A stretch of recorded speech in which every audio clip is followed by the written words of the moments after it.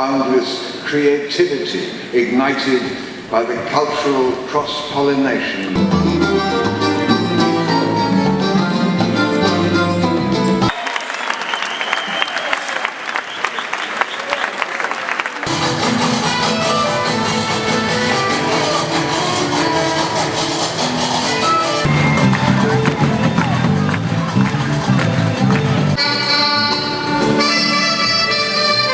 نعيش اليوم كيف كتلاحظوا معنا وكيف كتعيشوا معنا في قصر الثقافة والفنون لحظة تاريخية بامتياز من خلال احتضان مدينة طنجة لليوم العالمي للجاز الذي يحتفل به في 40 أبريل. سعداء جدا بأن تكون مدينة طنجة هي المدينة المضيفة لهذا الحدث العالمي من خلال مشاركة نخبة وألمع فنانين الموسيقى ديال الجاز في هذه الاحتفالية التي يتم نقلها وبثها على مختلف مواقع التواصل الاجتماعي بشكل مباشر. سعداء بأن تكون طنجة هي بوابة إفريقيا وأيضا بحضورها أيضا العربي، فهي أول مدينة إفريقية عربية تحتضن هذا اليوم العالمي الذي يقام وينظم تحت إشراف معهد هيربي هانكوك. سعداء بأن تكون المملكة المغربية من خلال طنجة أول بلد عربي وإفريقي يحتضن هذا اليوم العالمي، وسعداء بأن يكون حضور طنجة من خلال موسيقى قناوة من خلال حضور الفنان الكبير عبد الله القرد في هذه الأمسية.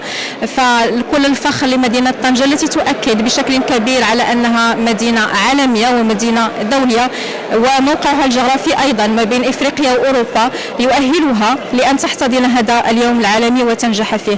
وفرحون جدا بأن يكون هذا الاحتفال يقام في قصر الثقافة والفنون الذي أعطى صاحب الجلالة انطلاقة تشييده وبنائه، واليوم فخورون بأن يفتح أبوابه لكل الفعاليات الثقافية للمدينة ومن خلال هذه الاحتفالية.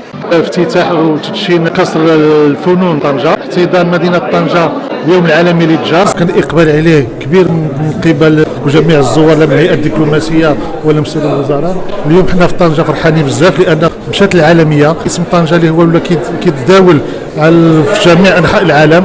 هذه انطلاقة اليوم ديال مدينة طنجة العالمية بحال اللي قلنا، إن شاء الله يكونوا هذه بداية لعدة لقاءات ومؤتمرات ومهرجانات عالمية لا تضمن المدينة.